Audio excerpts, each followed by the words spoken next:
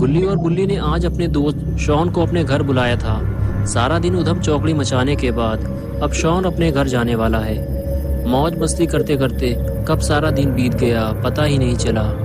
Shawn को 8 बजे अपने घर जाना था, लेकिन वो लेट हो गया है। अभी रात के 10 बज रहे हैं। गुल्ली कहने लगा, आज तुम यहीं रुक जाओ, सुबह कूड़ा उठाने वाली गाड़ी यहाँ से निकलती है, हम तुम्हें उसमें बिठा देंगे और तुम अपने घर चले जाना।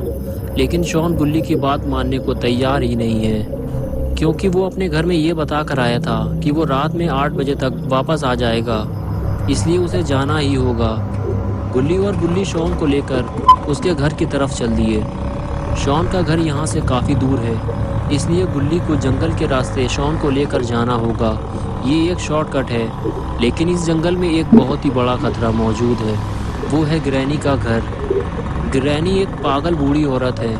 वो जब भी किसी इंसान को देख लेती है तो उसे लकड़ी के बैट से मार मार कर बेहोश कर देती है और फिर उसे अपने घर में ले जाकर बंद कर देती है और कुछ दिन बाद उसका सर उसके धड़ से अलग कर देती है। ये तीनों जैसे ही ग्रैनी के घर के सामने पहुँचे तो गुल्ली स्कूटर रोक कर खड़ा हो गया और ये देखने लगा कि ग्रैनी के घर के सामने एक आदमी मोटरसाइकिल लेकर खड़ा हुआ है और वो कुछ अजीब सी हरकत कर रहा है। शायद उसकी मोटरसाइकिल ख़राब हो गई है और वो उसे ही ठीक कर रहा है। गुल्ली कहने लगा, शायद इसे पता नहीं है ये किसके घर के सामने खड़ा हुआ है। शॉन कहने लगा, हाँ शायद इसे पता नहीं है। गुल्ली कहने लगा, हमें इसकी हेल्प करनी चाहिए और उसे बताना चाहिए कि वो एक पागल औरत का घर है, वहाँ से हट जाओ। ये कहकर गुल्ली, बुल्ली और शॉन उस आदमी की तरफ चलने लगे। ये तीनों उसकी हेल्प करना चाहते थे, लेकिन जब तक ये तीनों उसके पास पहुँचे वो आदमी मोटरसाइकिल से उतरकर ग्रैनी के घर की तरफ जाने लगा और फिर उसने ग्रैनी का दरवाज़ा खटखटाया। अब गुल्ली और बुल्ली उसकी कोई मदद नहीं कर सकते थे।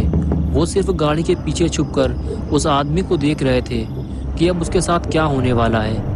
क्या ग्रैनी अभी भी जिंदा है या वो अब मर चुकी है? तभी घर का दरवाज़ा खुला।